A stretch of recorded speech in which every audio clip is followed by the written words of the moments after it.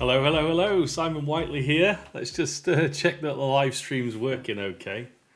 So it seems to be. So if you'd like to type in the chat wherever you're watching this from. So this has been hosted live on LinkedIn, YouTube and Facebook on my Facebook page. So if you'd like to type in the chat, let us know where you're calling from. And of course that will give me some feedback that you can hear what I'm saying, you can see what I'm doing.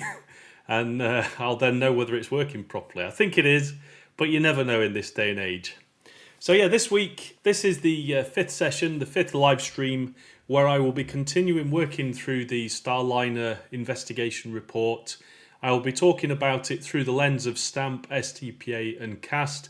And of course, this is in preparation to do a live Q&A session where I take people through the case study, talk through the various parts of a STAMP-based analysis, talk about things like the control structure model and how that was built, and then of course talk through the analysis and some of the findings that there are. Now of course I'm anticipating, and if you've seen the previous sessions you will probably already start to see that I've spotted a few things that might not be brought out or emphasised in the investigation report. You know, just a bit of foreshadowing there. And as we go through the rest of the investigation report, I'll pick things out to talk about. But the general the general intention is just to share some learning about what STAMP, STPA and CAST is all about in an interesting case study. And of course, if you're interested and you want some help and support with either an investigation or some system safety engineering analysis using STAMP, STPA or CAST, then of course, you know, get in touch. You can visit my website, whiteley-safety.co.uk, or send me a message on LinkedIn or via YouTube or Facebook. Right, well with that said, let's just do one quick check, a quick sweep to see if anybody is saying anything. Oh, there we go, we've got Gregory there. Hi Gregory, thanks for coming along, joining from Seattle, that's fantastic. I hope the weather's as lovely and nice and warm as it is here today. It's absolutely fantastic this time of year. So great to see you. Right then, let's get on with this then. So what we need is a nice... There we go, look at that, the green screen's working again. Look at that, fantastic. Okay, so this is the Boeing Starliner in space, as you can see, over the Earth. So apologies to any flat earthers we've got watching today. But this is the Boeing Starliner spacecraft, and the investigation report is about some anomalies that occurred when they were doing a crewed flight test, a CFT. Essentially there was issues with the propulsion system, with the thrusters, and this investigation report is essentially a summary of the various investigations that were done in the aftermath of this event, and also discusses two prior flight tests. So there was an orbital flight test 1 and an orbital flight test 2. And of course some of that is discussed here. There may be some relationships between these issues on this mission versus the previous ones, but of course we're not quite yet through the rest of the report, so some of that stuff will come out as we go. And I've said this before, I'm coming at this completely cold. I'm not an expert in space or anything like that, but I do have some relevant experience in aerospace and defence, and also a small project I've been working on in partnership with a close colleague of mine, which I'm not going to talk about today. So I should be able to give some good insight into this, but of course I've not been directly involved in it. And so of course, if you have some ideas, you're more experienced about these things than I, then please don't hesitate to stick some comments in the chat. And I'll bring those up on screen and we can have a talk about it. So with that said, let's get stuck in. So I'll just quickly refresh your memory on the investigation report. I'll just zoom in. So this is the Starliner propulsion system anomalies during the crewed flight test investigation report from February 2026, so relatively recently. And the structure of this report, I'll just quickly zoom in. So we've got scope of investigation, part 1, additional investigations. So just be mindful that this investigation report discusses the investigation itself of itself, but there were at least two other parallel investigations going on that went into different details, focused on different things, and they're discussed in this report as well. So there was the STAR report, summary and findings, and the Boeing's Enterprise root cause corrective actions analyses. Then there is a background of the Commercial Crew Program, CCP, and then the big section, section 4, is the technical root cause analysis and findings. And that's what we're going to start digging into today. And then we've got section 5, which is the culture and decision-making process during the mission. Section 6, root causes, 7 additional observations from the investigation team, and consolidated recommendations. Then there's a couple of fault trees, which is exciting, and then various appendices, which have got a lot of detail in. Now, obviously this is the 5th live stream, so if you want to watch the previous ones, you can do that. They are available on a playlist on YouTube, so please visit my YouTube channel. I can send you a link to that. There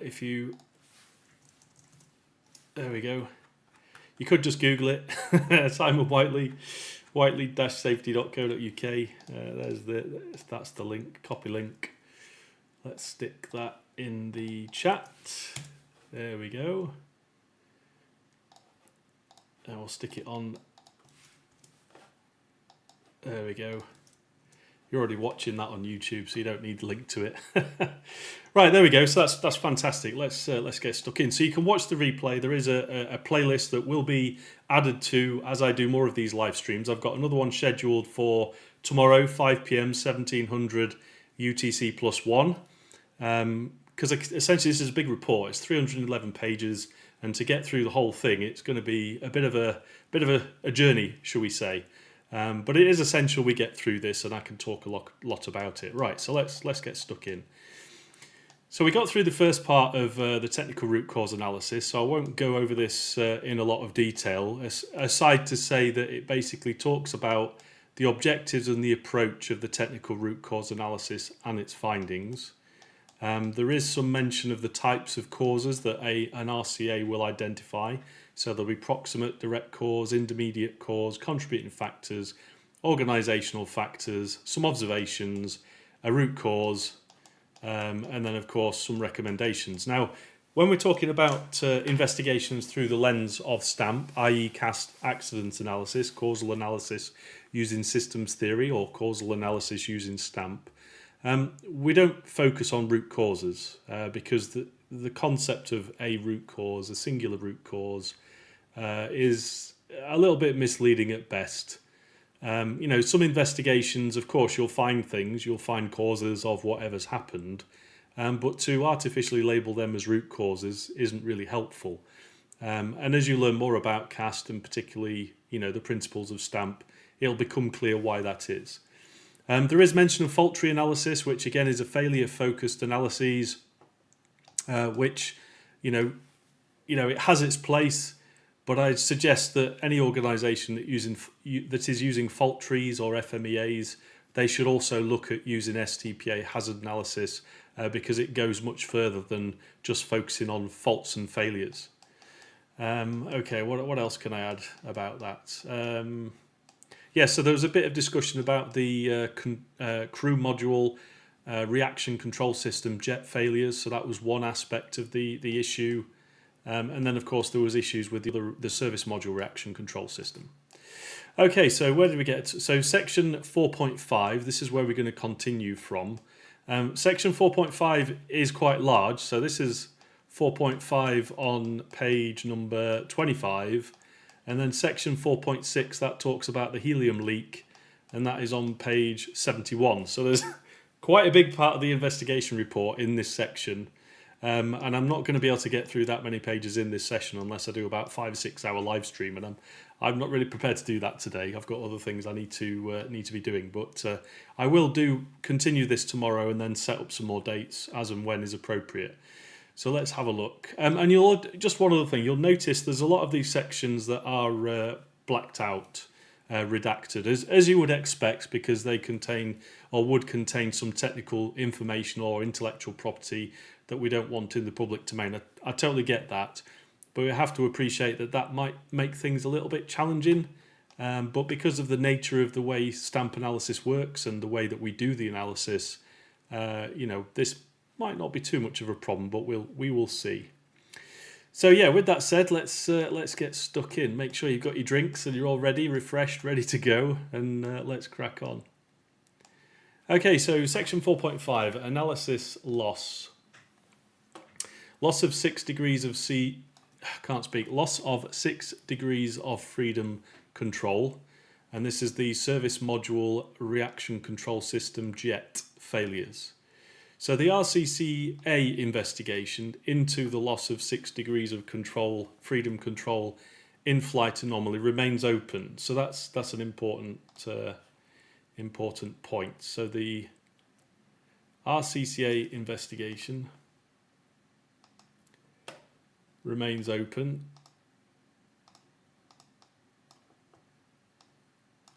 Remains open and ongoing. So of course that will be reported separately to this. The SMRCCS jets triggering their fail-off FDIR 5 total ultimately resulted in a loss of control in the X positive direction. So loss of control in the plus X direction on the docking axis. So I'm presuming that you know, if this is the, well, you can see from the picture, hang on a second, if I zoom out. Yeah, so this is where, you know, the docking occurs. So I'm assuming that this is the x-axis. So positive x is presumably towards the docking, and negative x is presumably away. I mean, just a point about the investigation report, it's probably a good idea to include a nice picture diagram of the spacecraft with these dimensions, directions, axes listed upon it. But yeah, there we go. Through troubleshooting, just going to emphasize troubleshooting. So troubleshooting is an activity done by individuals or teams, probably potentially remote teams across time zones maybe. And of course that is an activity that is that will involve some type of decisions, and those decisions will need to be backed up by some kind of information, some kind of beliefs.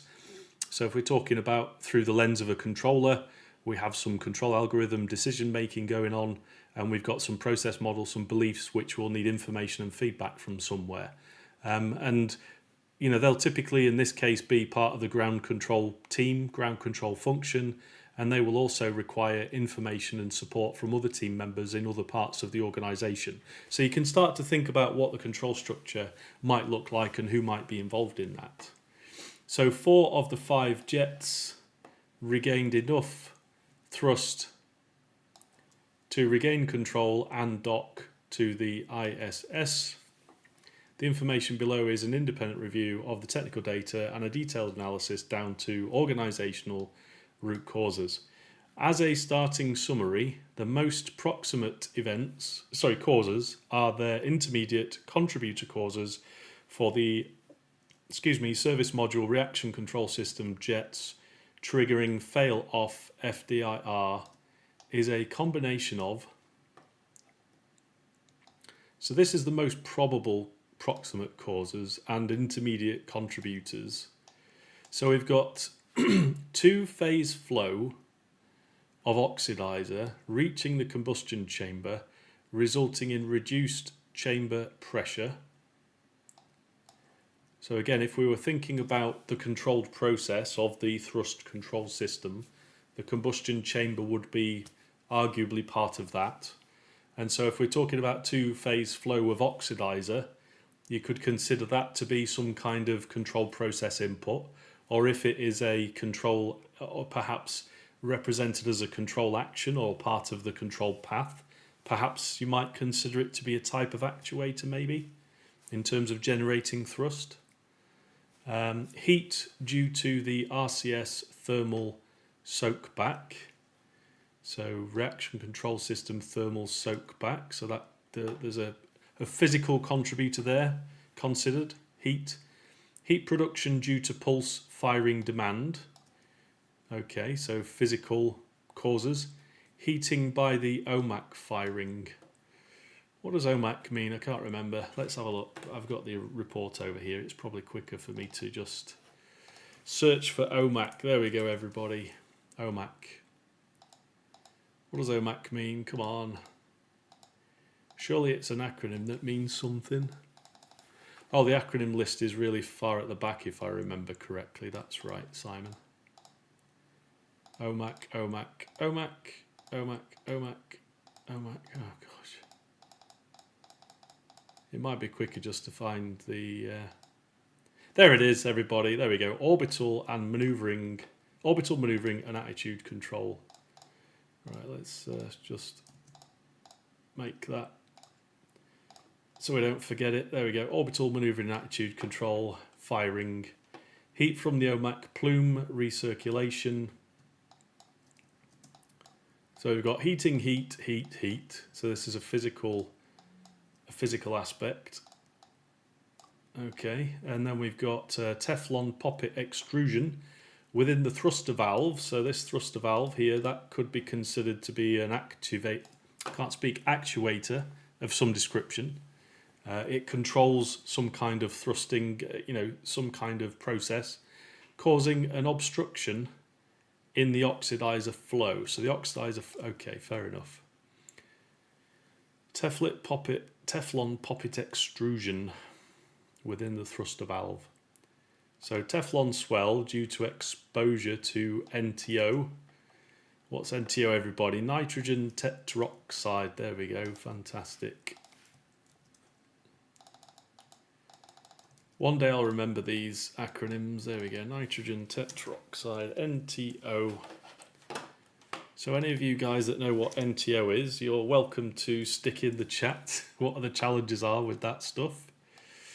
Inadequate poppet retention, heat, pressure behind the poppet seat. Okay, so far these are very physical type aspects that contribute to the issues with the service module reaction control system jets. So no real mention yet of any potential controllability issues. And of course, with any kind of investigation, it is always possible that you're not going to have any unsafe control actions. It could all be down to, the physics of the situation, the physics of the control process. Okay, so additionally, the way in which the guidance navigation control requests the use of the thruster, of a thruster, referred to as pulse train in the fault tree, has been flagged as a significant contributing factor for interactions with the Teflon poppet extrusion. Interesting. So the way that that's written, as a layperson, implies to me that GNC as a concept, the way this is written, sounds like guidance, navigation and control is an implied controller, and it provides control actions. In this case, they are labelled as requests, and they could be requests. They're not demands or commands. They are requests of some other, an actuator or some other controller for it to do certain things at certain times. So maybe GNC, that should be a candidate for inclusion in our control structure model as a controller. And then the use of a thruster, I'd argue that's probably going to be in the model as a, if we decide to model this level of detail, we'll model that as an actuator. And then referred to as a pulse train in the fault tree. Perhaps pulse train is the series or sequence of control actions, requests that are being made upon the thruster. And it says there it's been flagged as a significant contributor for the interactions with the Teflon poppet extrusion. Interesting. Okay, so at the time of this report, the failure mechanism and its potential recovery path failure mechanism and recovery path have not been recreated on the ground as part of the investigation. So this is a suggestion, this is an idea that this is what it might be, but it doesn't necessarily guarantee that it is. Therefore, all legs of the fault tree that remain open need to be fully dispositioned as a part of the RCC investigation and in-flight anomaly closure prior to the next flight of the Starliner. Okay, so there's still potentially quite a lot of work there to do. Current computational fluid dynamics analysis, just make that a bit bigger so you can see, has shown that based on the modelling of the thermal environment of the RCS thruster valve, so let's just make a note of that, both vaporization, cavitation at elevated temperatures and a deformed poppet seal are credible reduced flow mechanisms. Okay, so that's interesting there. However, vaporization, cavitation alone does not explain the long-term degraded thruster performance after thruster temperatures have decreased. The undesired outcome is likely the result of several contributing factors. Yeah, okay, there we go. Fantastic. So we've got that in there. And it's behind my head. Let me make it high. There we go. During Starliner approach on the crewed flight test, 3 of the 5 thrusters triggered their jet fail-off FDIR after the crew took manual control of the vehicle. The crew took manual control for troubleshooting purposes for the initial 2 thrusters per the post-flight analysis included in the analysis below. That might be important. The GNC, the Guidance, Navigation and Control, and Propulsion teams. So they're 2 teams. We might want to put those in the control structure model. So we've got a GNC team and a Propulsion team. Have determined there is no difference in the control logic compared to automated pointing and translation modes. Okay, so just a polite reminder, when we're trying to define unsafe control actions, there are a number of components to what makes up what is the specification for an unsafe control action. One of those is the specific control action itself. So if we're talking about switching the thrusters on and off and all that kind of stuff.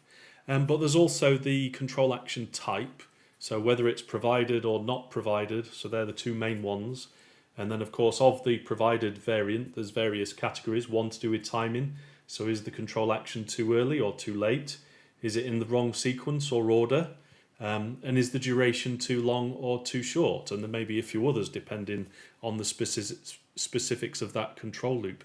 And then of course ultimately what makes that control action type unsafe, or whatever we're concerned about, undesired, is about the context. So what is the context that makes this specific unsafe control action that makes this specific control action unsafe?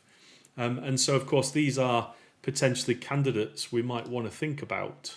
So I'll just highlight one of those. So one is to do with the automated pointing mode, and then the translation mode. So if you have a particular control action during automated pointing mode, that might be unsafe. Or if you have one during the translation mode, perhaps that'll be unsafe. So these are hinting at potential candidates for consideration as contexts when we're thinking about unsafe control actions. Therefore, manual piloting did not significantly contribute to these additional thrusters triggering their FDIR. Okay, that is interesting, that. From a control structure perspective, that's quite interesting. So, yeah, I'll talk about that a bit later. I don't want to go off in a rabbit hole just yet. In the detailed analysis below, you will find description of the system, description of the events and timeline. Fantastic. We always like a bit of that. That always helps. The B1A3 thruster, Starliner engine testing at WSTF. What does that mean? White Sands testing facility. There we go. That's good. We know what that is then. Let's put that down here so we don't forget. White Sands testing facility. And the fault tree. Fantastic. Okay, so here's a description of the system. So this should be very, very useful in starting to build our control structure model from a technical sort of system level of abstraction. It might not help us to think about the social technical parts of the control structure. So, the guidance, navigation and control team, the the propulsion team, it might not give any indication or information about them, but it certainly will be helpful from a technical system perspective. So because what I'm going to do is I'm going to quickly steal my control structure I started to build earlier on, and I'm going to move it over here like this, so I've got a bit of space to work on it. Let's move all this out of the way as well. There we go. Let's put that over there. Let's have a look. In fact, actually, before I do that,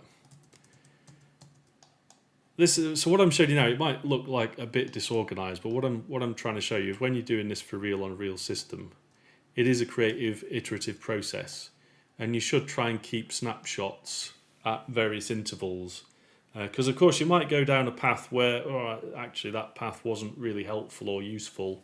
It was a bit of a diversion, but you don't know it at the time. And so it's always a good idea to keep sort of versions of the model as you're building it and refining it, so you can go back and undo things, or you can go off in a slightly different direction, because this is a creative process. You know, it's not just building with Lego bricks. You're creating the bricks themselves yourself almost. So let's carry on with that. Let's just move that out the way like so. Just move this out the way, and this is why I like this tool Miro, because it's quite helpful and flexible for doing stuff like this. And I've just moved the wrong one out of the way, haven't I? Because of course I have. There we go. Right, let's put that over there so we can see a bit better. Right. So we've got this thing called a service module reaction control system, SMRCS, and it's depicted helpfully in figure 3. So if you could see figure 3 and you know what it looks like, fantastic. But apparently that's what it looks like. It's in there somewhere. So black box, everybody. And in fact, actually, that's a good point to sort of emphasize. When you're building control structure models, you don't necessarily need to know the detail within inside a black box. All you need to know really is what is moving across the interface. You know, what are the control actions? What are the feedback? What are the potential interactions that are relevant? So you don't necessarily need to know the detail inside a black box, but it can help. So we already sort of highlighted this the other day, I think. Where is it? Yeah, so service module reaction control system. So we've got that from there. What I'm going to do is I'm going to have a little arrow that goes from there to there so that I know that I've captured it. Otherwise I'll probably forget, knowing me. There we go. Right. So it's in the control structure, everybody. Okay, so depicted below in figure 3 is comprised of 2 thruster types. So we've got an RCS and an orbital maneuver. Oh, there we go. That's what OMAC is. RCS and orbital maneuvering and attitude control. So they're thruster types. So we haven't got those listed in our model yet, but that's what I'm going to do now. I'm going to do that now. So we need an RCS, so that's reaction control system, and we need, what's the other one? The OMAC. We already said what that was earlier on, didn't we? Where is it? There it is. Copy, paste. So we've got one of them and we've got one of them, and they are logically underneath the reaction control system. In fact, I'm not going to use that. I'm going to use this one here. Look, here's a piece I made earlier. So we'll stick that there, and we'll stick that there, and we'll have that one there. We'll have that one there. We'll put that one there like that. And then we'll move this out the way a little bit so it's a bit cleaner. We'll move this around later on. Don't worry about it looking a mess now. We'll make it better later on. Don't worry.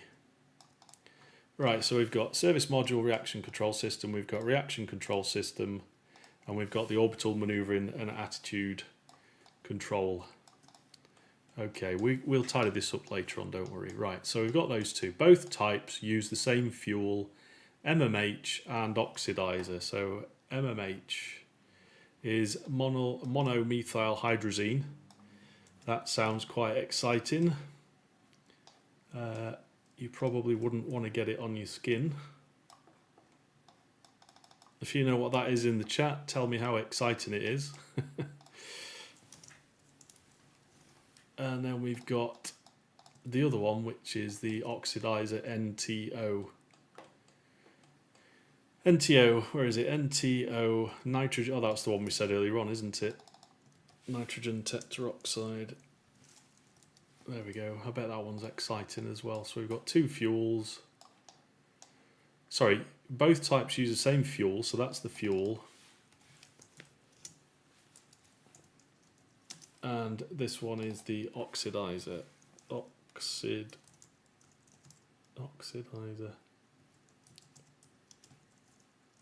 There we go. From the same supply tanks. Okay.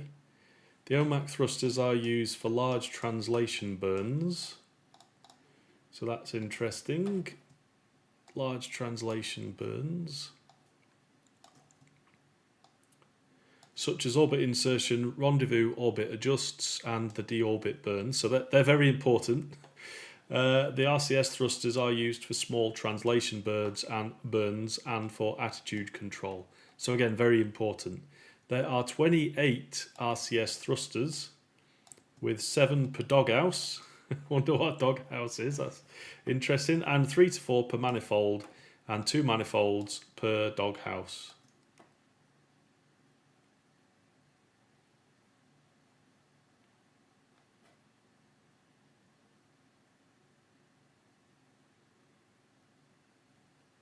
Right. Okay. Let's just move that out of the way. RCS. So the RCS thrusters. So there's thrusters that come out at the bottom of both of these two as actuators. So I could just steal that for a minute and just put some RCS thrusters.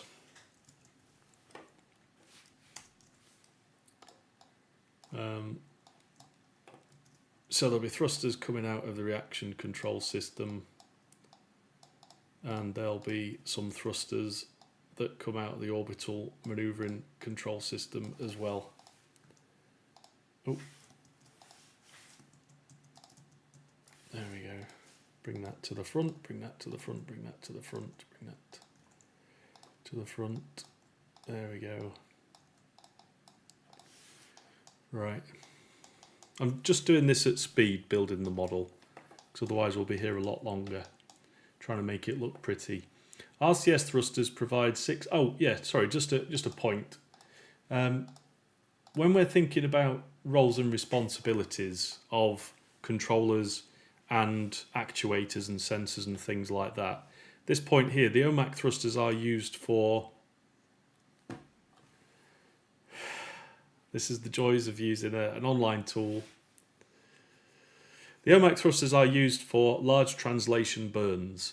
So when we're thinking about roles and responsibilities of controllers or control paths, actuators, things like that, sometimes it's important to capture those responsibilities and make it explicit, because it might be, it might not be, obvious how important that is now, but later on it might become very obvious it's important.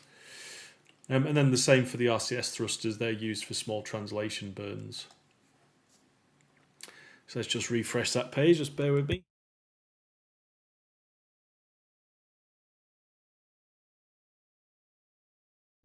There we go, right, so RCS thrusters provide 6 degrees of freedom attitude control for all mission operations. Each thruster has a nominal chamber pressure of X and produces roughly 85 pounds force. Thruster health, here we go. Thruster health is monitored via chamber pressure. See, that is interesting, everybody. So we've got thruster health as a feedback is monitored via chamber pressure and the fuel oxidizer injector temperatures. At the end of the mission, the service module is separated from the crew module and does not return. Okay, therefore there is no recovered hardware to inform the investigation process. Oh, that's interesting. That's a bit of a pain. Okay, so let's just go back to this then. So RCS thrusters provide 6 degrees of freedom attitude control for all mission phases. Each thruster has a nominal chamber pressure of X and produces roughly 85 pounds of force. Thruster health is monitored via chamber pressure. So let's have a look. Let's get one of these. Let's have a bit of feedback, everybody. Let's swap this around. There we go. Look at that. Let's get some feedback from the thrusters.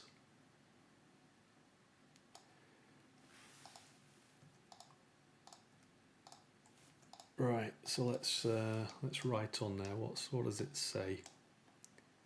So thruster health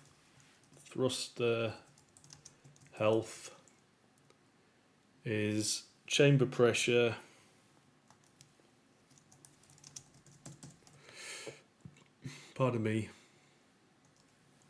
and fuel oxidizer injector temperature. Right, oxidizer injector temperature. Let's make that a bit smaller so it's easy to read. There we go. Let's stretch this up a little bit.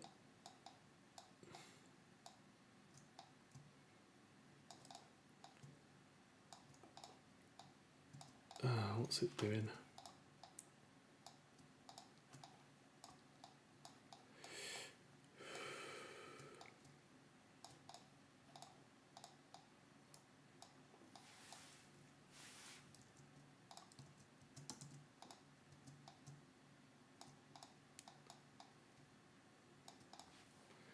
So thruster health, so let's just put a little notation on there. Feedback, thruster health is in the form of chamber pressure and fuel oxidizer injector temperature. Okay, so where interestingly, the question is where does that feedback come from? Where does it go to? Does it go into the thing called the service module reaction control system, or does it go via a different path? We don't know the details yet, as you can see from the detail in the report. We might not even be able to deduce that from the report. It might not discuss it, but at least we can capture it and emphasize it.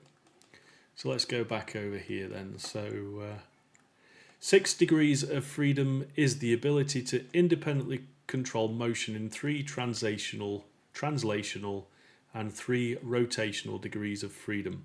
Starliner lost 6 degrees of freedom control on the docking access to ISS during the crewed flight test when enough aft-facing jets triggered their fail-off FDIR and were removed from the control algorithm, leaving the vehicle unable to proceed in the plus X direction towards ISS.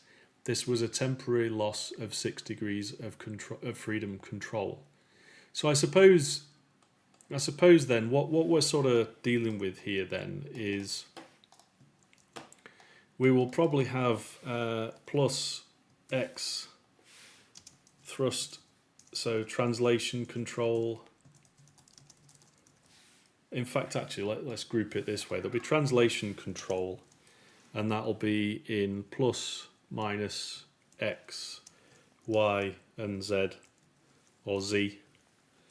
And then the other control, was it rotational control it said? Yeah, rotational, hang on. So the aft jets, unable to, this was a temporary loss of 6 degrees of freedom. So 3 translational and 3 rotational degrees of freedom. Rotational control. There we go. So the thrusters will, the bank of thrusters will be related to those aspects.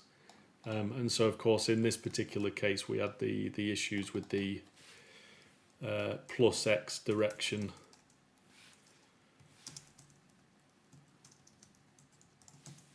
There we go, and of course you'll have the other ones as well, but I'm not going to draw those at this stage. So let's just mark that off. So we've got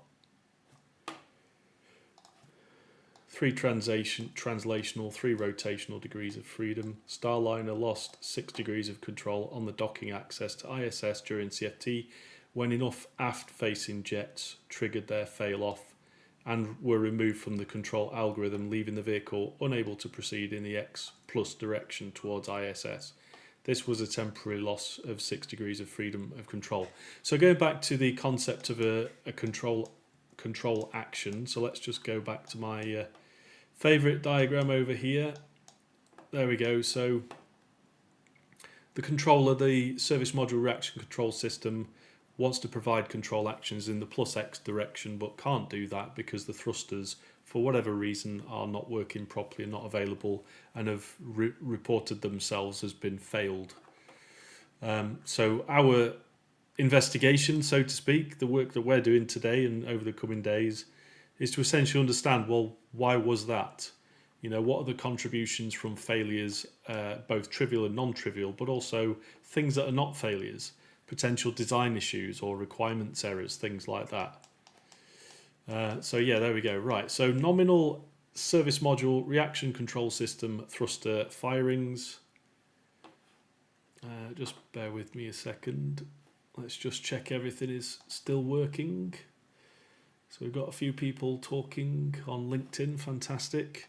Hi Max, great to see you. Thank you for joining from Minnesota. What else is going on? Am I still getting audio through?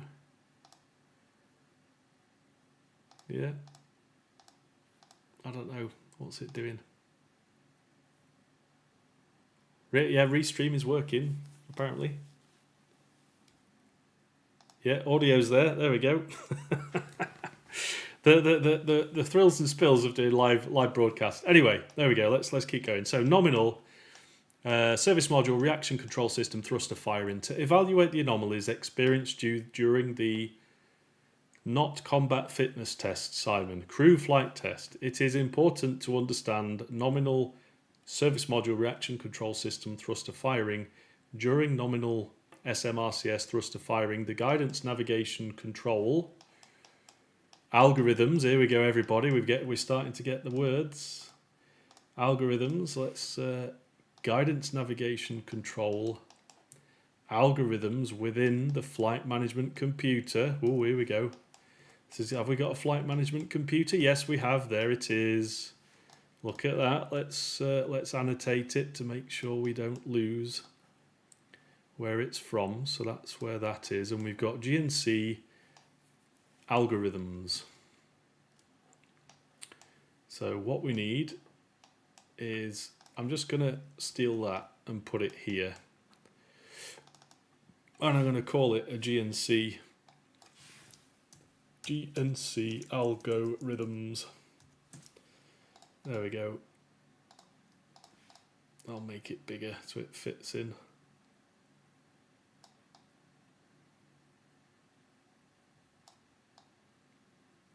There we go. Right. We might put an orange on there as well. You might be thinking, Simon, why are you spending so much time sticking these arrows and things on it for traceability? And it is to help.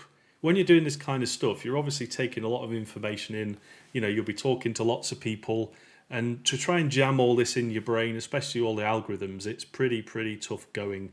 So I do recommend that when you're highlighting documents, you keep a trace of it, of where this information comes from, so that when you go back and review it, you can remember where you left off and remember how it fits together. Otherwise, you'll do something and you'll come back to it later on and you'll be like, why have I done it like that? It doesn't make sense. So it's important to make it as easy for your memory as possible. So flight management computer, determine the changes within the FMC. So these algorithms are inside the flight management computer. There we go.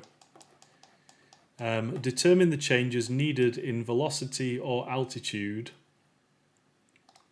So these are the control actions related to velocity or attitude, should I say, and which thrusters will be required to affect the desired change.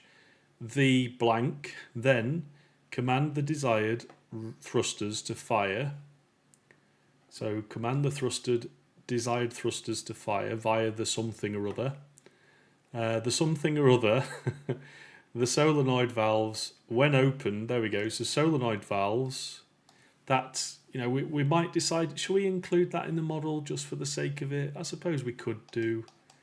Let's create a little one of those called solenoid valves. Solenoid valves. There we go. The solenoid valves do something. There we go. When opened, permit helium to open dual poppet valves. Yeah, okay. When open, they permit helium to open dual poppet valves. One for the NTO and one for the MMH. So that is the oxidizer in the fuel, which fires the thruster. So open dual poppet valves. So there are some dual poppet valves. Okay, everybody, let's take this, put it there, bring that to the front.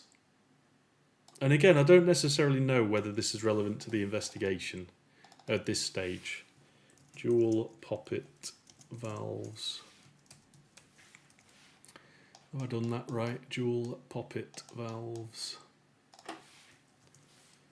Okay, so the solenoid valves control the dual poppet valves.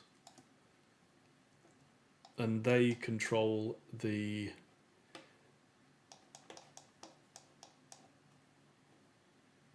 one for NTO and one for MMH. Right, okay, so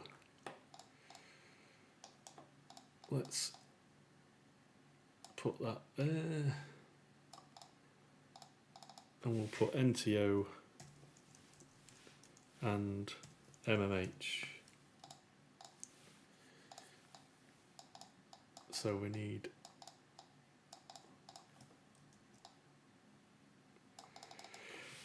fuel oxidizer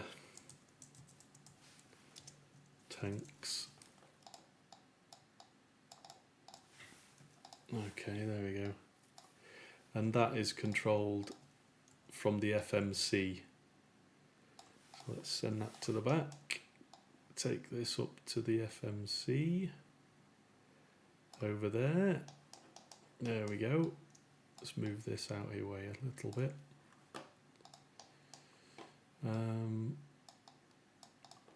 This is, I mean, if you know anything about this architecture, or if there's any publicly available information that might highlight what this architecture looks like, then please stick it in the chat. Let me know. Don't go post any dodgy, sensitive material, classified, anything like that. This is not War Thunder. Okay, so when something is removed from the solenoid valves, they cut off the helium supply and vent the downstream helium, resulting in normally closed, to return the poppet valves to the closed position. So helium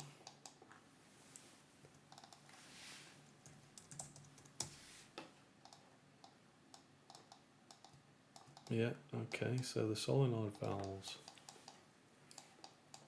when opened, permit helium to open dual poppet valves, one for NTU and one for MMH, which fires the thruster. So the thruster, let's just move some of this out the way a little bit. There we go. So they fire the thruster. Let's just steal that. Put it down here. Thruster.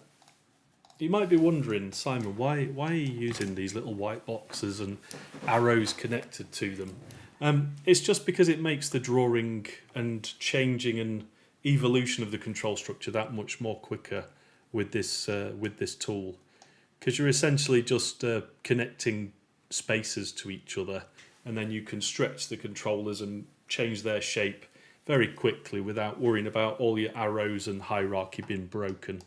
It's just something I've developed over the last number of years.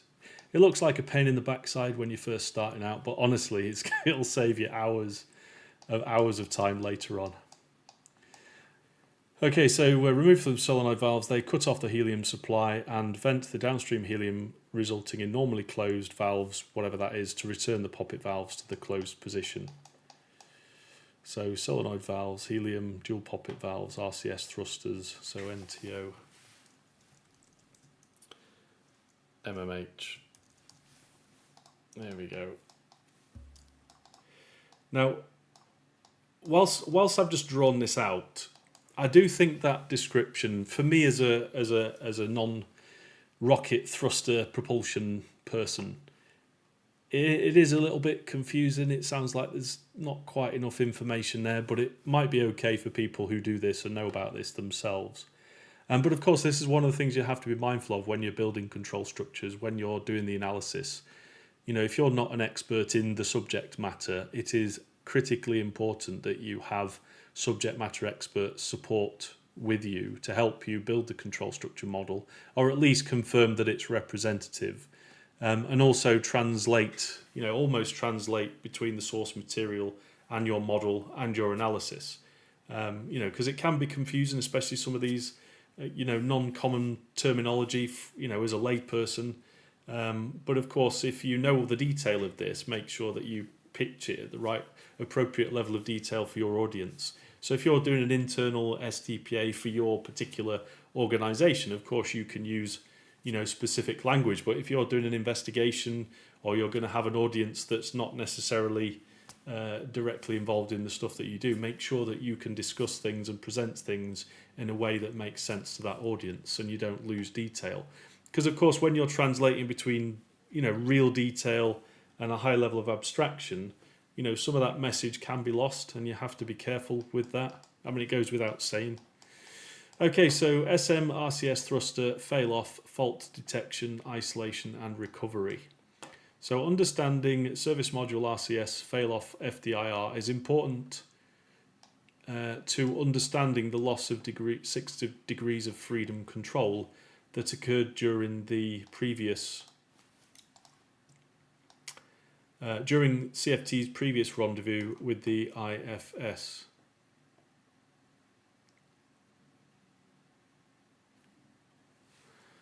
During CFT's rendezvous with the ISS. I thought CFT was crewed flight test, not an entity in its own right. Does it mean the Starliner, the spacecraft? I don't know. Knowledge of what occurred during rendezvous to the SMRCS thrusters is limited by a number of factors. Okay, this is interesting.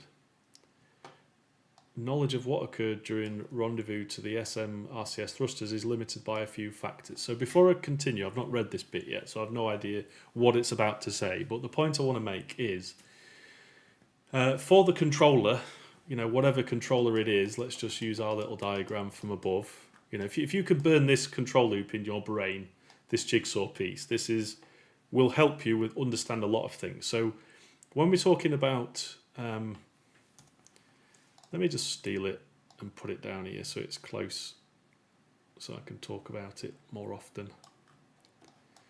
In fact, actually, let me crop it. Where's the crop button? Custom, crop, crop, crop, crop,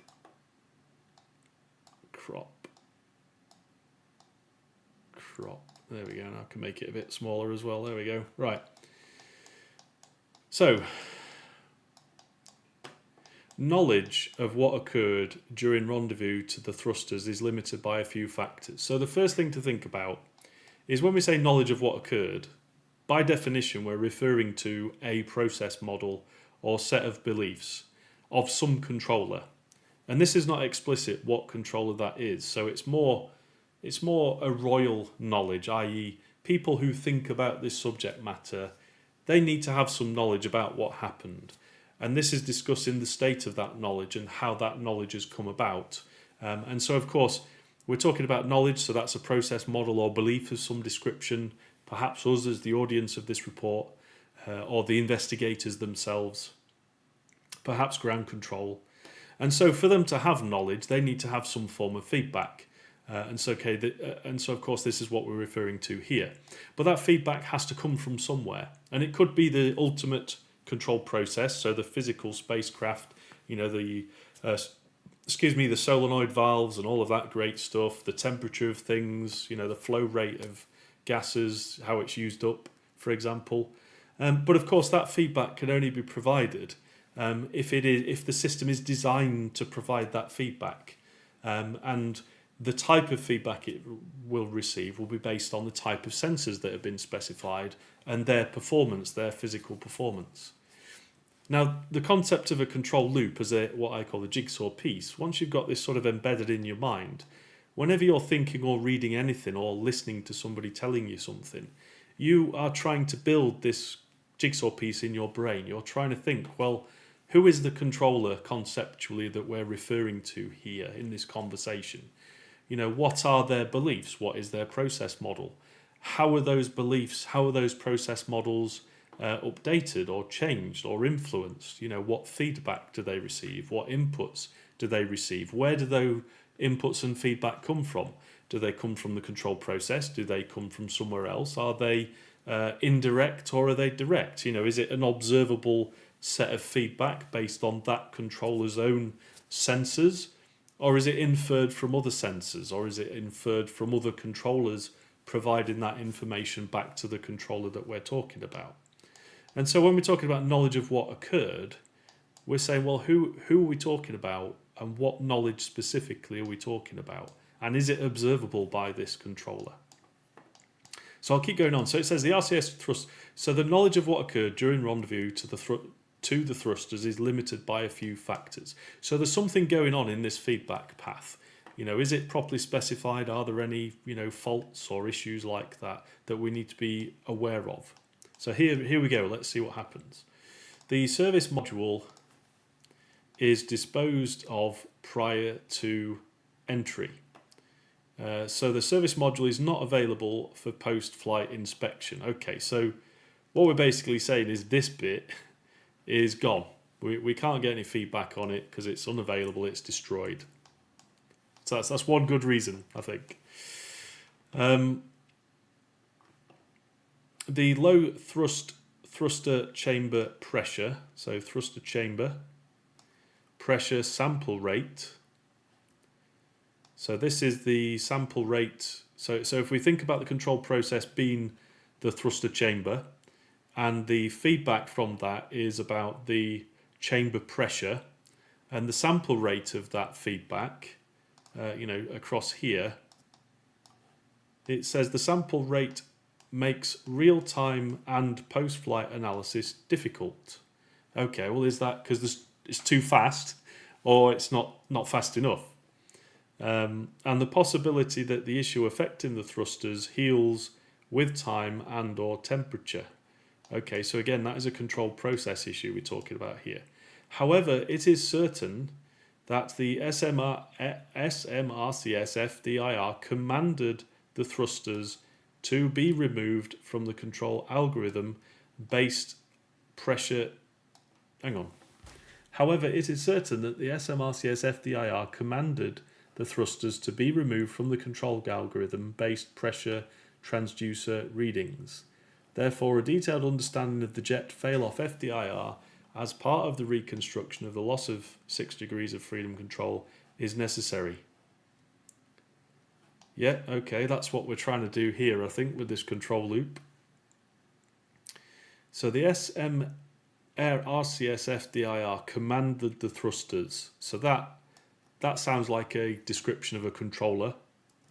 So we've got the SMRCS FDIR. So let's have a look. Is that in our model? No, it's not. So are we going to say that the SMRCS FDIR, is that an algorithm of the SMRCS, or is it a distinct controller in its own right? Well, what I'm going to do is I'm going to capture it as a distinct controller, and if it gets too complex and too detailed, we can abstract it and make it a control algorithm of the SMRCS. But I want to make it explicit at this stage. So what I'm going to do is I'm just going to have a look at what FDIR means. So is it a fault detection isolates report? I don't think it is. I don't think that's what this acronym means. We had this conversation the other day. FDIR, I think there's two different interpretations of what it means in this report. So let's just drag this over here. Let's put an orange line on it so I know where it originates from. Where is it? The FDIR. Let's have a look. So the SMRCS FDIR. So the so when it says FDIR, what does it actually mean? FDIR. I think we had this issue the other day. But what did we call it?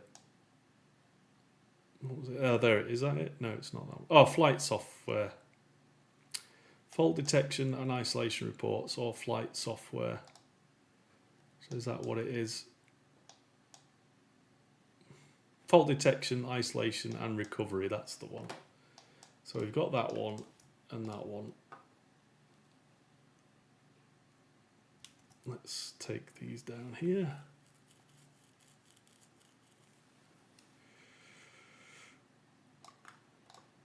So fault detection, isolation and recovery.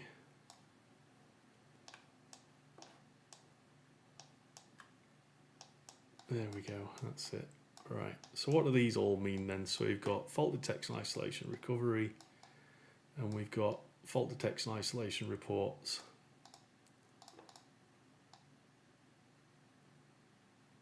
There we go.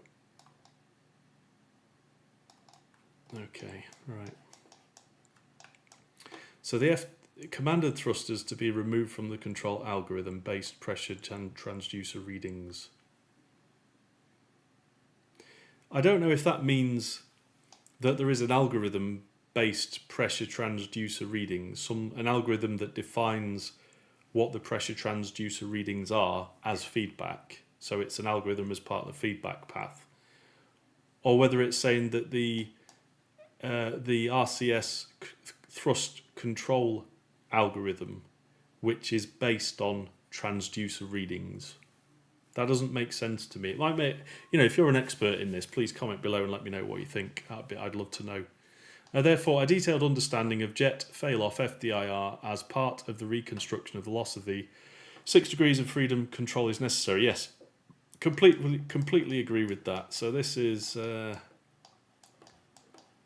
let's just steal this, put it over here. So this is jet off. Hang on a second, what did it say it was called? Jet off, jet fail off. What page is this? 27. 27, everybody. Let's new window, 27.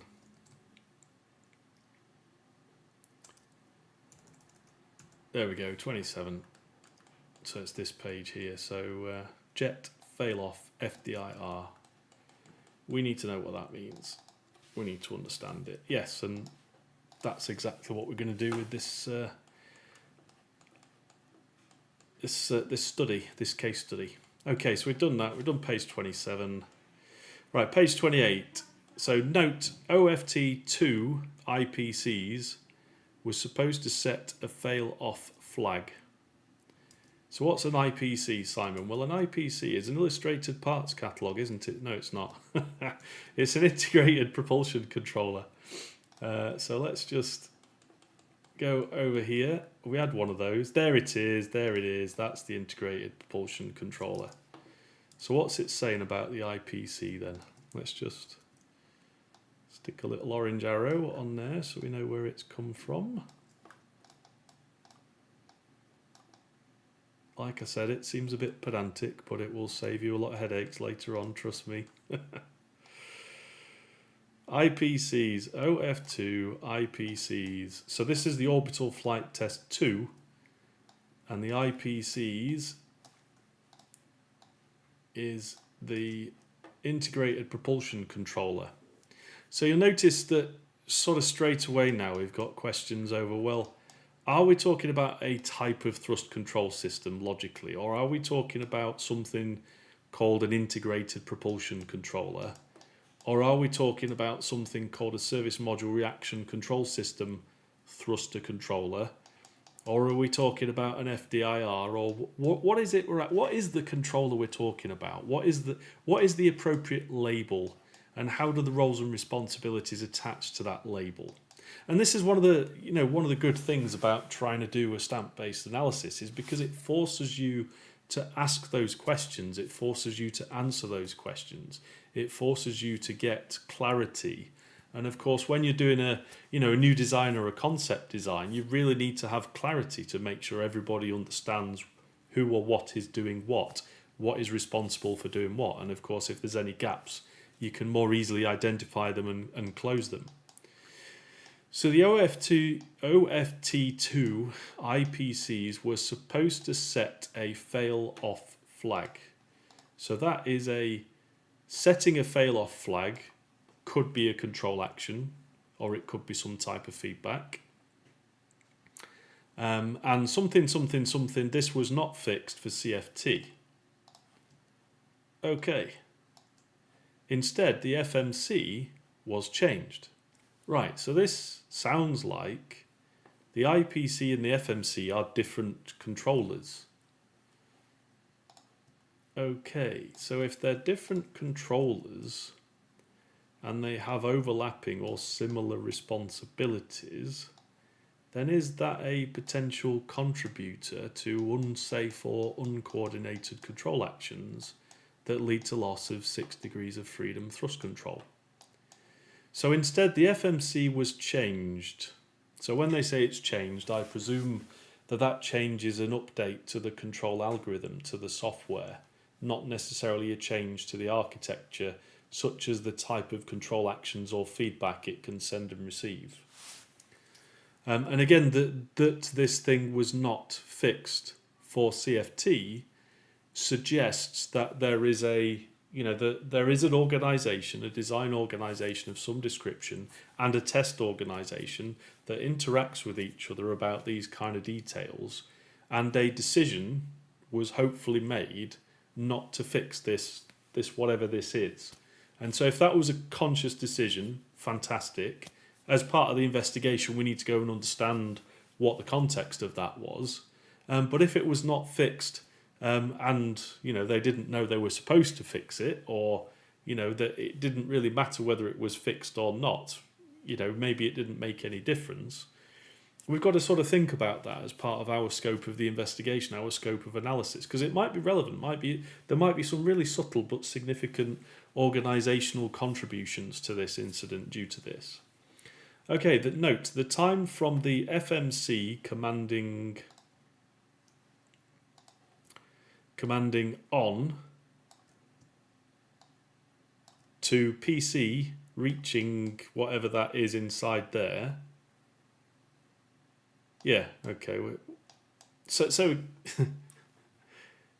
the FMC provides a control action to something else. We don't know what PC is. In fact, let's have a quick look in the acronym list. Is PC in there?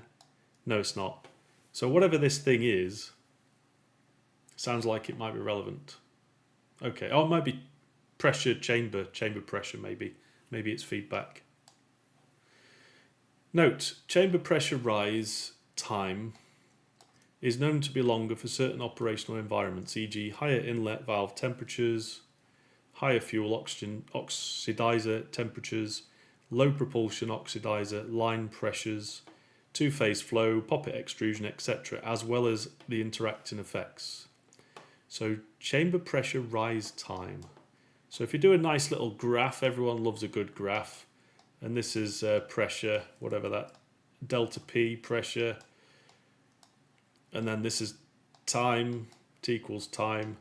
So this is chamber pressure rise time. So let's say it's there and it has to go up. That could be a long time between there and there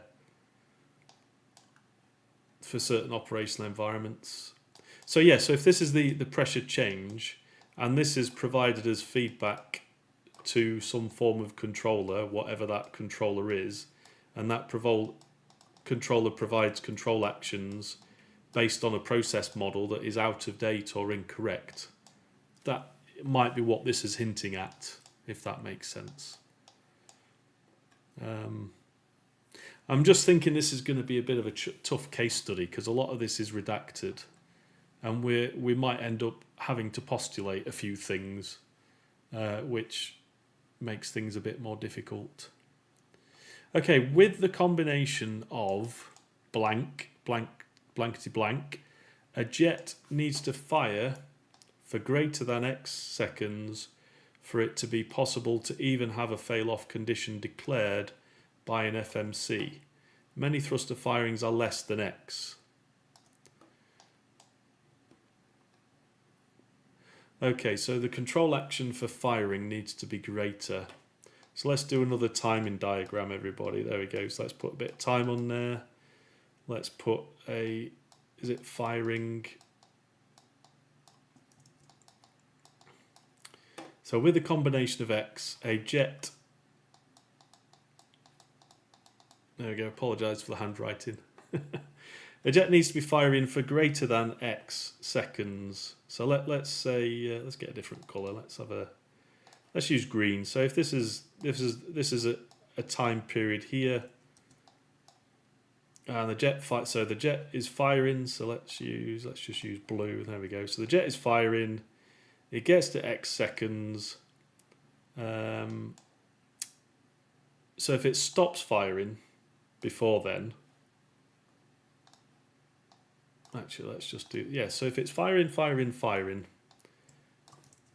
but it stops then before X time, so this zone we've got in here, a jet needs to fire for greater than X for it to be possible to even have a fail-off condition declared by an FMC. Many thruster firings are less than whatever X is. So if you're firing that stops before X, it's not going to be declared. Fail-off is not going to be declared. So it has to fire for greater than that time period. So it's got to continue beyond this point and then stop. So you've got this sort of zone to think about. So if we're talking about control actions stopped too soon, so that the fail-off condition cannot be declared by the FMC. So the FMC believes it's still working and functional, perhaps, when it's actually not.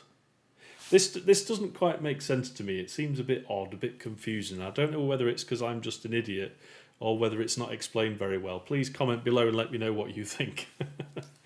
So please be kind. You know, I usually like to ask for abuse, but please be kind. Right, so figure 5, slide 197, IPC fail off on logic.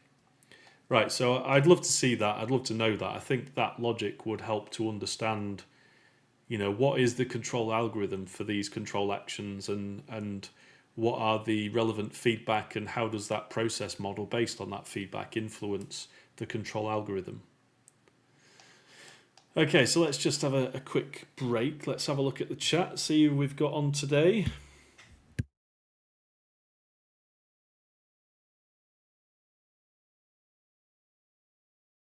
So we've got Narina. Hi Narina, great to see you. Thank you for coming along. You're from Warwick, UK. Fantastic. I'd love to go to Warwick and see the castle. Great content. Thanks for sharing with us. Oh, well, thanks, Narina. That's very kind of you. As I say, let me know, you know, what other things I could do to possibly help, or what other content, what other topics or subjects you'd like to hear about. You know, comment below or send me a message. Thanks a lot.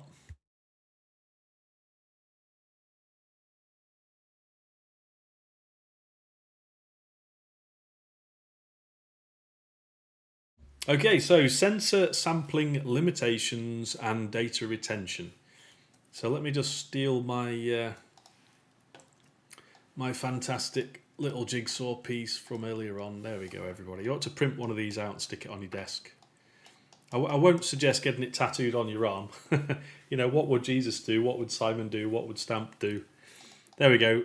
Control actions feedback. Here we go. So sensor sampling limitations. So this is really talking about the feedback path here. And that feedback path clearly affects the beliefs, the process model of the controller, and of course, by extension, what decisions it's going to make. And then, of course, what control actions it might or might not provide. So unsafe control actions. So let's just move that out of the way. So there we go. So accurate assessment of SM RCS thruster performance. So that'll be the feedback. During inflect, actually. This is page 29, isn't it? Page 29. Right, let's just steal that bit there. Why can't I select the text? Why won't it let me? Oh, of course, because it's not a text. Thought I was going to save myself some copying and pasting time, but I haven't. Right, there we go. So the SM RCS thruster performance. She's great and bold. So this is, let's just put that there on the feedback side. There we go. So SM RCS thruster performance during flight. So it says accurate assessment.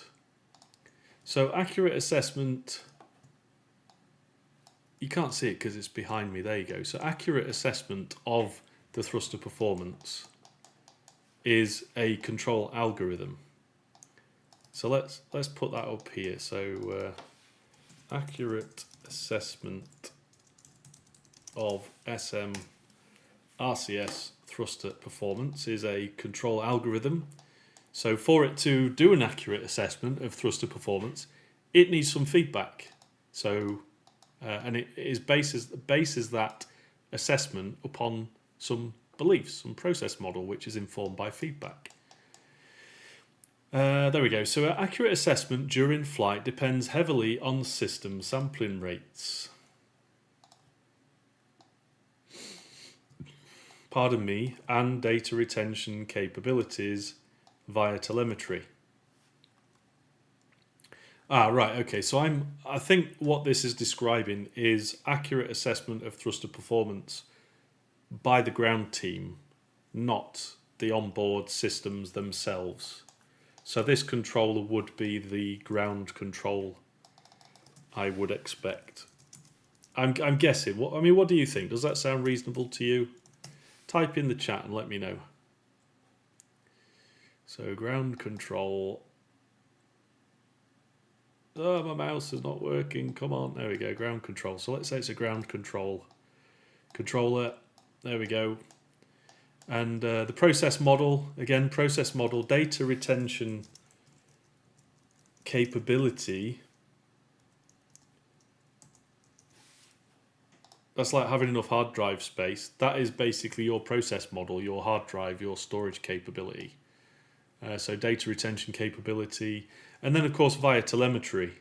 So when we say via telemetry, we're talking about getting data from the spacecraft via the various feedback paths, radio communications, data transmission, and all that kind of stuff. So telemetry. So this down here in this context is the spacecraft itself, not the sapecraft. Spacecraft. There we go. Can you see that okay? Is that big enough on the screen? You are able to see that, aren't you? There we go. So data retention capabilities via telemetry. This section outlines the system capabilities and limitations during CFT. So I'd be interested to know whether those same limitations existed during the orbital flight test 1 and 2. Maybe it'll talk about that. Stand by.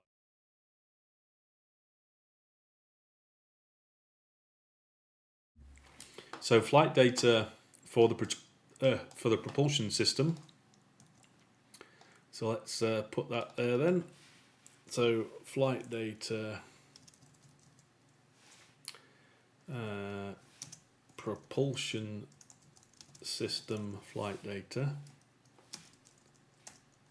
propulsion system flight data.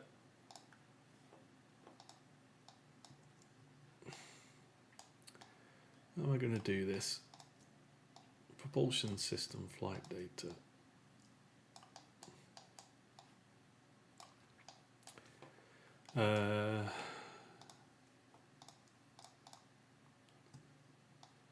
Is primarily obtained from telemetry downlinked in near real time.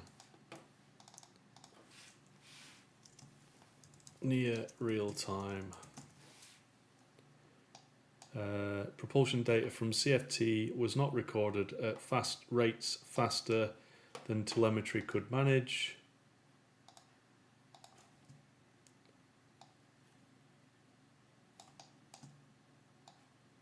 And downloaded later.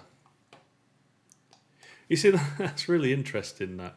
If you're doing a flight test, in my experience, a flight test of aircraft and fast jets and stuff like that, limited experience, they would typically try and get as much data as possible from everywhere and just record it and store it. Because then if they need to go back and, examine things, at least they've then got the data. Because, of course, it's not a good idea to then go and have to do another flight test to get the data you should have collected in the first place. So I don't know why that was. It doesn't say. Maybe there's a reason for that. I don't know. But it just seems a bit odd that they didn't just record everything at a high rate all the time. I don't know. Instead, data was downlinked near real time and recorded on the ground. Table 3 below lists a few of the critical parameters captured via telemetry on Starliner that we use to diagnose the SM thruster firing issues during and after flight. Fantastic. Wow, look at this. Right, so we've got a nice table. Table 3. So let's make a list of those, shall we? Let's do it. So we've got chamber pressure in PSI, pounds per square inch. We've got NTO oxidizer, pardon me, blimey neck, oxidizer, injector, temp for each SM RCS jet. Okay, that's interesting. And it's in Fahrenheit, F. And then we've got NMMH, fuel, injector, temp for each SM RCS jet. Again, that's in F as well. American, NTO pressure, PSI, and MMH pressure, PSI, helium pressure, PSI,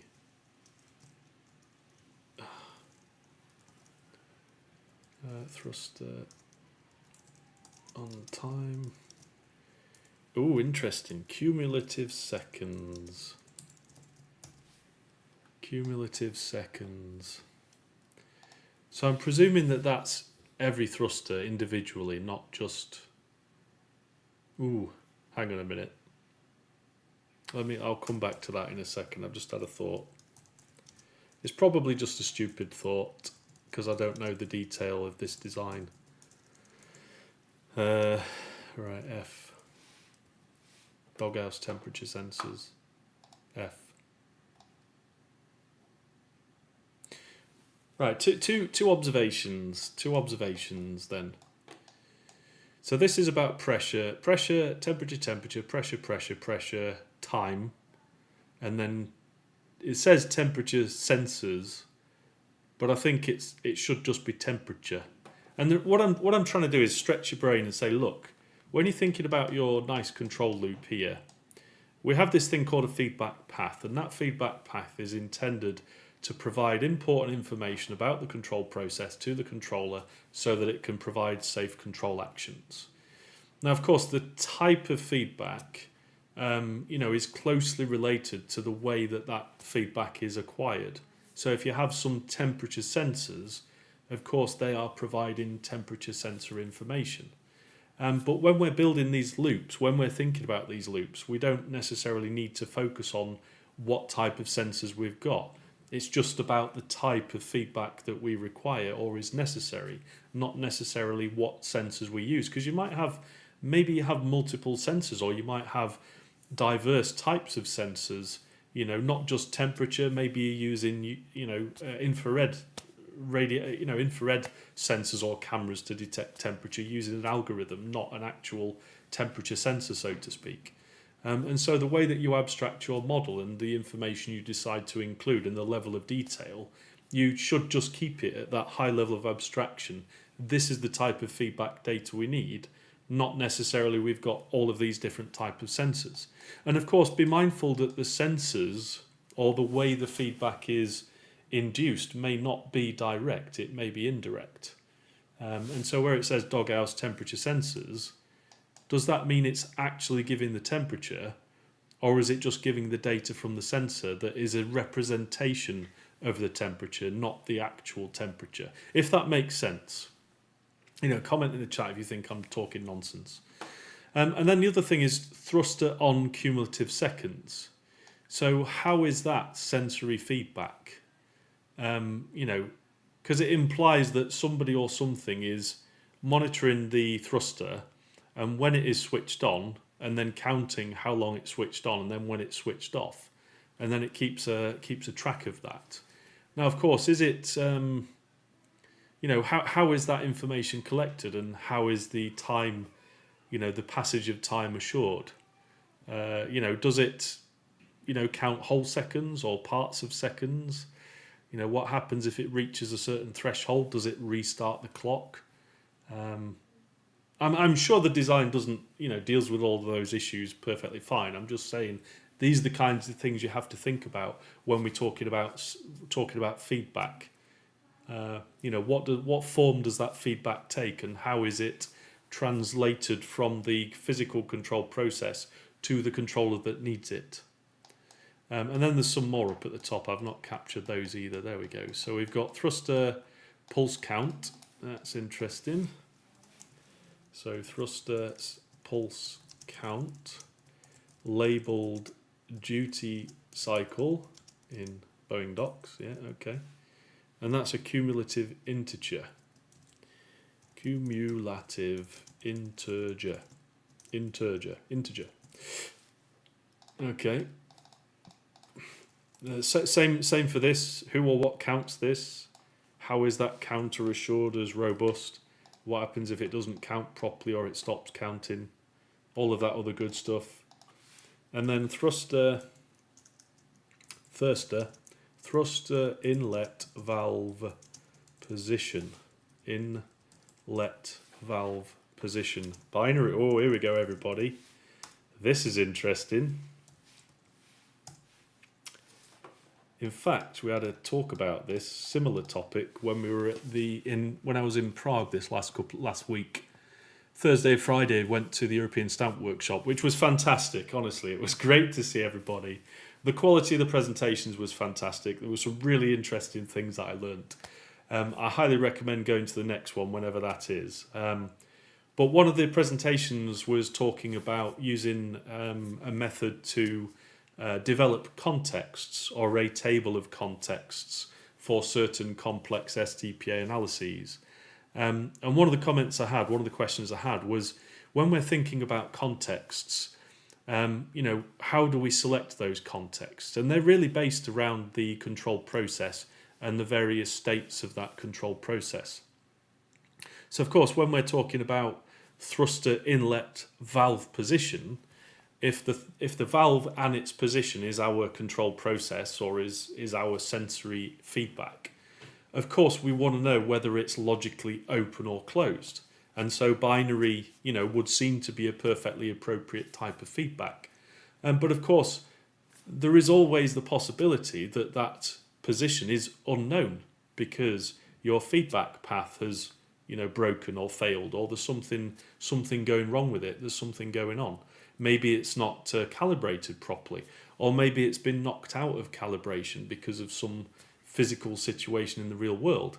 So your thruster inlet valve position feedback, which in this case is binary, it might indicate something other than the real state of the control process. And of course, if that is the case, that could contribute to inadequate beliefs of the controller, inadequate process models, which could lead to that controller providing potential unsafe control actions. So yeah, let's just move this over here and keep that conversation going. So yeah, so let's just keep that going. So thruster inlet valve position then. So if this if we have a thruster inlet valve position and it's binary, and it's either open or closed, and it has to match what the actual control process is doing. If it indicates that it's open when the physical situation is that it's closed, does that contribute to an unsafe control action? And likewise, if it says that it's the opposite of that, does that contribute to an unsafe control action? And then, of course, the third case is, well, what if it is unknown? If the valve position is unknown, what does the controller's process model do? Does it default to assuming that it's open or closed? Or, what is its behaviour? And of course, I'm sort of, preaching to the audience here that, this technical report, we've not got into the detail yet, so maybe it'll explain that and why that it's not an issue. Or it might be that there's not enough technical information in here to talk about it. But I'm just pointing it out to you that when you're thinking about these loops, have a good think conceptually, high concept about what is the feedback that this controller needs necessarily about the control process. And then how is it implemented in this design? And I would argue that a binary position for a valve open or closed, might be okay in a computer lab, but in the real world, I'm not sure binary is really appropriate, unless, of course, it's backed up with some other type of feedback. Because it may be that the valve position itself, maybe there's an actuator attached. I don't think it is in this case. But let's say 3 Mile Island nuclear power plant disaster in the 70s, 80s, whenever it was. So my understanding of that is that they had a valve, indication on the dashboard in the control room of the power plant that basically indicated the valve position. And so the people in the control room, they were making decisions based on what the indicator on the dashboard said. And so they commanded that valve position be changed. I can't remember whether it was open or closed, probably closed. And so they commanded it closed, and the indicator on the dashboard said that it had been closed. And so the mental model of the operator was, yeah, brilliant, fantastic. We've provided the command to close. The valve is reported, it is closed. Let's carry on with our whatever actions we need to take. However, that's not what the indicator on the dashboard was showing them. The indicator on the dashboard was showing them the position of the valve actuator, not the position of the valve itself. And it just so happened, if I remember correctly, that the actuator which was intended to move the valve, open and close the valve, had sheared off or broken. And so, yes, it had fulfilled the control action that the control room staff had provided, which was to close the valve, but all it did was move the actuator. It didn't actually move the valve. The valve was still open. And so the feedback, because it was based on actuator position, not on the actual valve position, gave them misleading feedback, And so the control room operators had a mental model which was inadequate, and that contributed to the accident.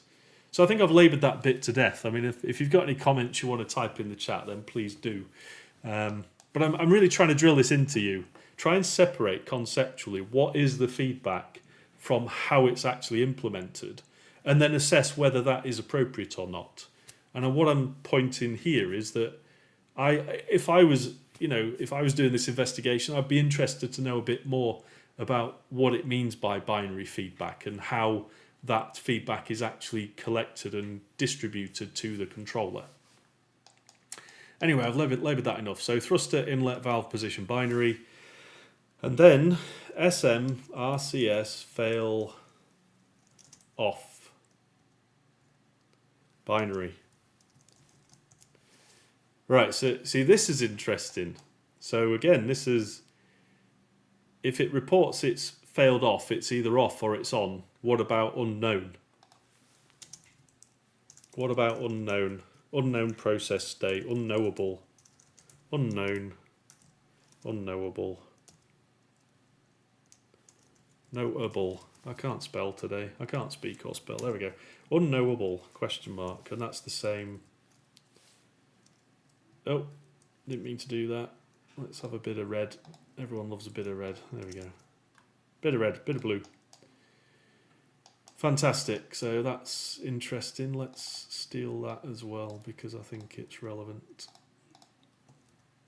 I'm guessing it's relevant. It might not be. I might be getting all excited, and actually it's not an issue at all, and it's just the description, and I'm a geek. But anyway. Right, so let's keep moving. So SM RCS thrusters are commanded in blankety blank blank blank blank. Note, commanded pulse lengths. Right. So let's have a look. I want to take this, and I want commanded pulse lengths. I'm going to stick it down here. There we go. Commanded pulse lengths are neither recorded. Ooh.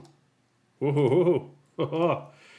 Commanded pulse lengths are neither recorded nor downlinked near real time with telemetry. So then, if you don't, what's it called? Commanded pulse lengths. There we go. Let's just take this bit here. So this is the feedback commanded pulse lengths, and this is the actual control action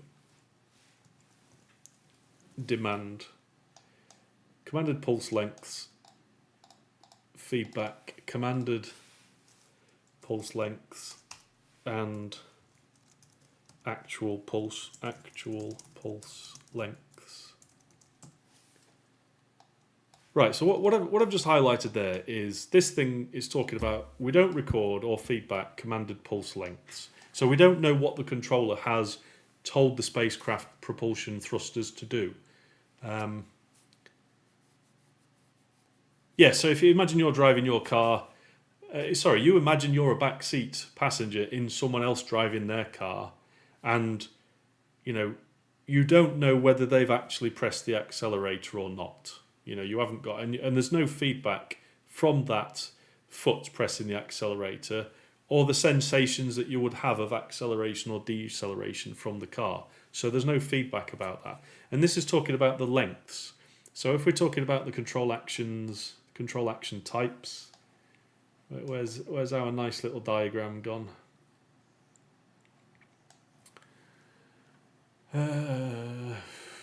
Where's the control action types diagram? There we go, that's the one we want. Let's steal that and put it down here so it's nice and close to where we are.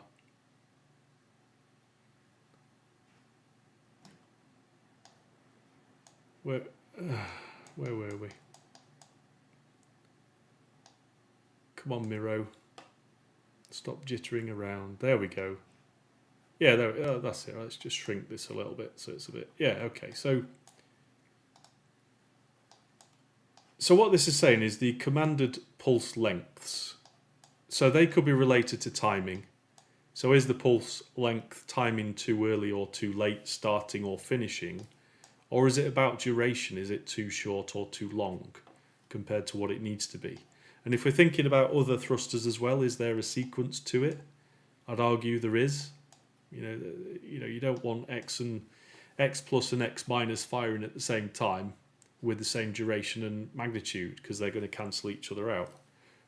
It'd be just wasting fuel then. So yeah, commanded pulse lengths are neither recorded nor downlinked near real time with telemetry. The investigation teams were able to reconstruct statistical best guess of the commanded pulse sizes using available telemetry from the thrusts and inertial data. Okay, so there is other feedback that they could use. So thrusts, available telemetry from the thrusts and inertial data. This complicates efforts to understand what went wrong with the SMRCS jets when data suggests that the pulse length is correlated to the observed soak back temperatures. So there's some temperatures there. Was that mentioned earlier on? Temperature? Oh yeah, so temperature. So there's 3 sets of temperatures there. And then there's inertial data. So shall we stick inertial data on there? Okay, so this is propulsion systems data. Maybe inertial data is not classified as propulsion systems data. It's from elsewhere. But let's make a note of it anyway, because I think that might be relevant. So there's pulse sizes, pulse lengths. Let's put that in there. Commanded pulse sizes. And then there's commanded pulse sizes, and then actual pulsed sizes. There we go. Delete that, delete that. There we go. Does that make sense? Have you got any questions about that? Any comments? And then it says inertial data. So let's get some inertial data.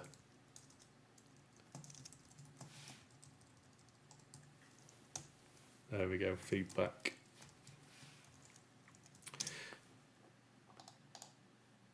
Inertial data. There we go. Yeah, just a comment about inertial data then. So it's likely that this spacecraft has some form of inertial monitoring units, IMUs. It may have one or more. I don't know. I'd argue it's probably got a couple, maybe 3 or 4. And of course, the inertial data that you receive via feedback and that you'll use to do the analysis, if it's relevant, I mean, it sounds like it is, you've got to be mindful that it could be one single source. It could be a source that's not calibrated. It could be that it could be a set of data sources that have been refined and sorted and, processed. And so you're not getting the actual source data, you're getting a view of it which may or may not be accurate and appropriate. So you just got to be mindful about that. Okay, so many thruster pulses are less something FDIR in the blankety blank. FMCs, so flight management computers, so there's more than one. That might be relevant. Let's go back over here. There we go. So we've said there flight management computer. There's more than one. There's plural. So interesting. Let's make a note of that because that might be relevant later on.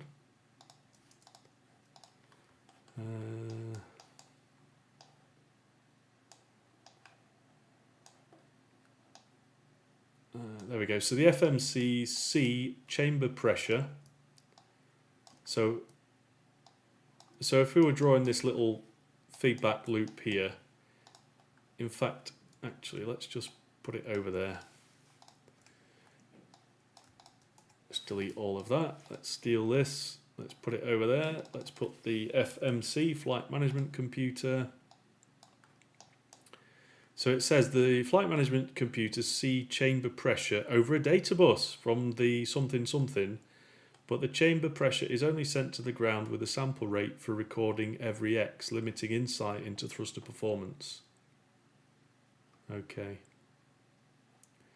This does not meet Nyquist criterion, I've not seen that term in a while, for capturing the chamber pressure signal. As a result, aliasing effects may occur for pulses shorter than X, where high-frequency components of the pressure signal are misrepresented or lost, further complicating accurate reconstruction of thruster behaviour.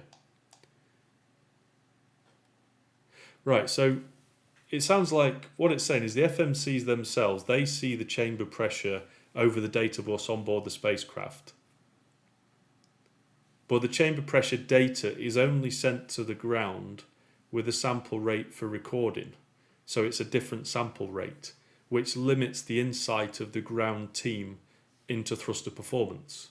So of course there's a potential for the FMC to have a different process model about the state and performance of the spacecraft versus the one that the ground control team could recreate either in real time or post-accident, as in this case. So that's interesting. Why? So there must have been a decision somewhere about the sample rate recording and telemetry design. Hang on, let me restate that. Logically, there could have been a consideration of the sampling rate, but it might have been decided it wasn't relevant for the design of the spacecraft. And it may be that it's not if the spacecraft's working okay and everything's fine. But if you're trying to do an investigation or try and diagnose things, you need as much great quality data as possible. So why would you not give the ground control team and the investigators the same level of resolution and quality of data that the flight control computer itself has? And of course, when we're talking about spacecraft, probably not in this case because it's a manned spacecraft for operation close to Earth. But if you're thinking about spacecraft that are going to have a time delay between control actions and feedback of the ground control and the spacecraft because it's many millions of miles away, you've got to have a think about these things. What is the budget for design? What is the criteria for designing the sampling rate and the recording of data and the communication of it? Maybe because it was a test flight, maybe they'd not designed it to have high data rates, I don't know.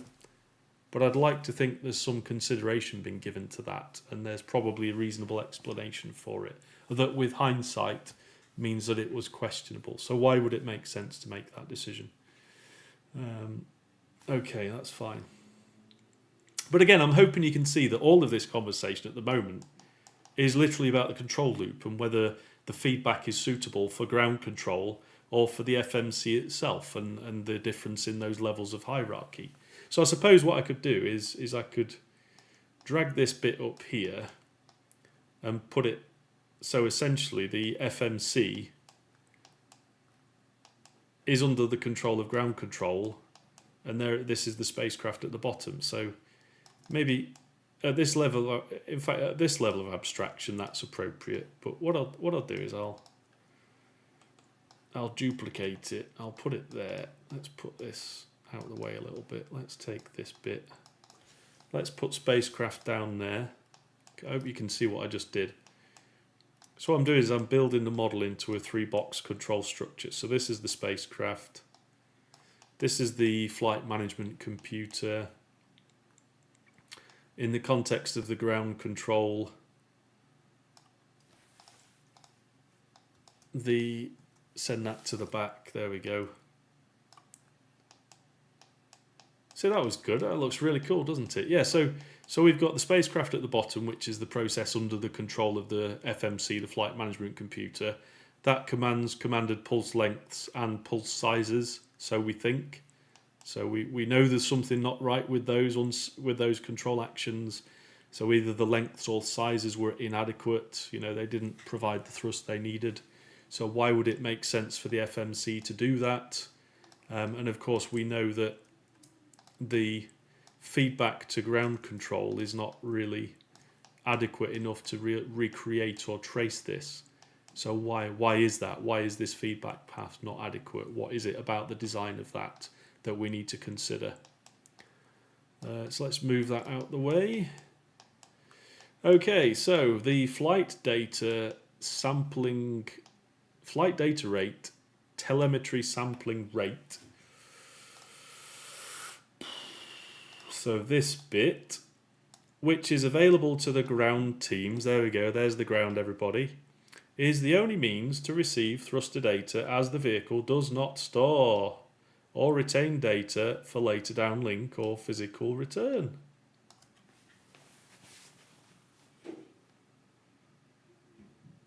Well, why would you design it like that? Because then you potentially, what if your data links are down or blocked?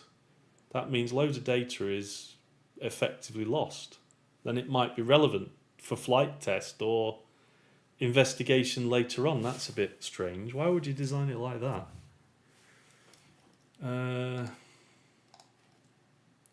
So I mean, this is just literally missing feedback or inadequate feedback to the controller, in this case ground teams, and in this case the investigators.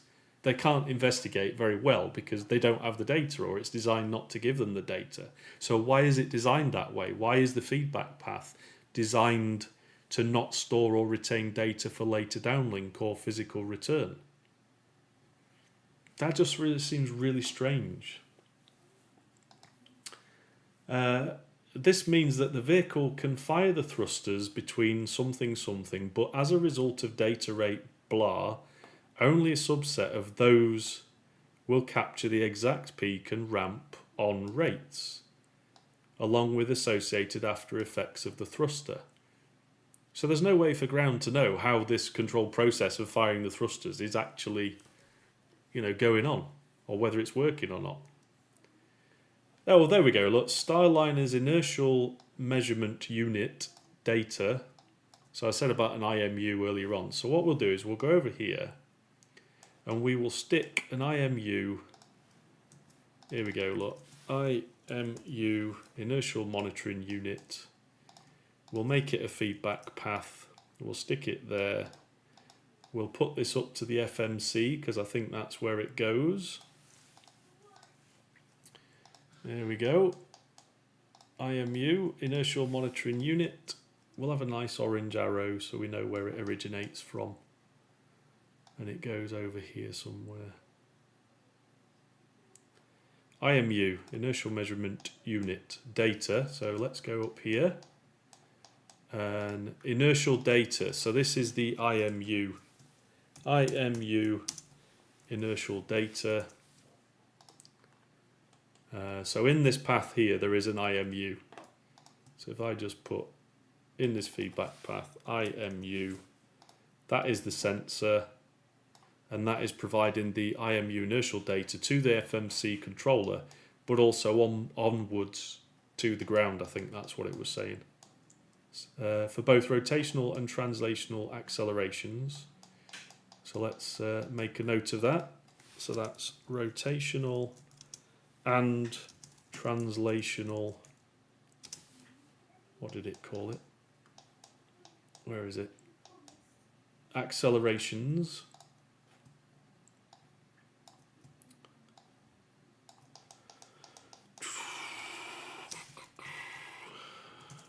I wonder if they use a star tracker. Probably not. I don't know. Maybe, maybe not. Use both real-time and post-flight to assess and analyse thruster performance. While IMU data was helpful, propulsion-focused sensors with sample rates paired with the frequency of the expected signal would have contributed to better real-time and post-flight data diagnosis of thruster behaviour. Okay, so IMU data, pardon me, is somewhat helpful, but it's not of the resolution, the necessary feedback to be able to understand and diagnose thruster behaviour. So there's a question from a design perspective. There is a fundamental question here for me. So feedback path design specification question. Why is it not designed to record and store data at an appropriate rate? Related to the actuator performance. There we go. Feedback path design specification question. Question: why is feedback path design specification? Why is feedback path not designed to record and store data at an appropriate rate related to actuator performance and potential unsafe control actions? Because you'd want to know whether this thing is misbehaving or not. So you have to specify your feedback path with an appropriate margin to be able to capture all possible variants of the actuators misbehaving. Even if it's like a microsecond on or off, or a ramp down very quickly, or a slow ramp up, you should have the appropriate resolution to detect and deal with those things, if that is relevant. So there's a question there. That's quite interesting. That would have contributed to better real-time and post-flight diagnosis of thruster behaviour. So effectively, the investigation hasn't got adequate data to understand the performance of that control loop. So we don't necessarily, we're probably not going to, without foreshadowing the rest of this investigation report, if we don't have that necessary feedback, that is going to seriously undermine our ability to investigate this situation. And so my first sort of recommendation would be, is that you need to get a test rig, and you need to, a test rig needs to be flight representative of all the hardware and software and everything. And you need to design a proper feedback path, not just for collecting and doing the testing, but also what you need to do in service when it's actually flying, when it's in space. Because one of the, when we're thinking about safety constraints, there are two broad types of safety constraints. The first is prevent the hazard from occurring. So if we're talking about an unsafe control action, loss of propulsion, whatever it is, the first safety constraint is do whatever you can to prevent the situation where you will lose 6 degrees of freedom control. If you can't do that, and ignoring whether it's probable or likely or whatever probability of failure we're talking about, the second high-level safety constraint is that the design must be able to either prevent, or it must be able to detect and respond and recover from that situation. And so what we're talking about here is design of the feedback loop to satisfy that second high-level safety constraint about response and recovery.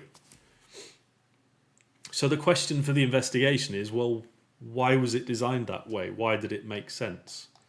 Because I'd argue that is a design flaw.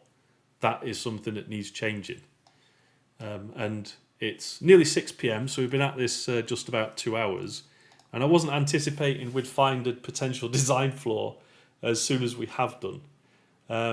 But yeah, I think what we'll do is we'll pick this up again tomorrow. We'll carry on with section 4.5.2 tomorrow, description of events and timeline.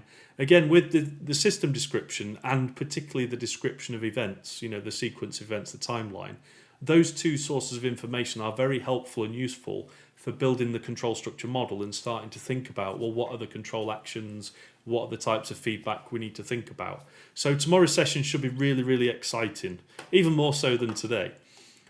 So yeah, I just want to say thank you very much for watching, and I will see you on the next live stream tomorrow. It's going to be 5 p.m. tomorrow, London time, so UTC +1. Make sure to bring your refreshments, bring your friends, bring your family. Fun for all the family on my live streams. Thanks very much for watching, and I'll see you on the next session tomorrow. Take care.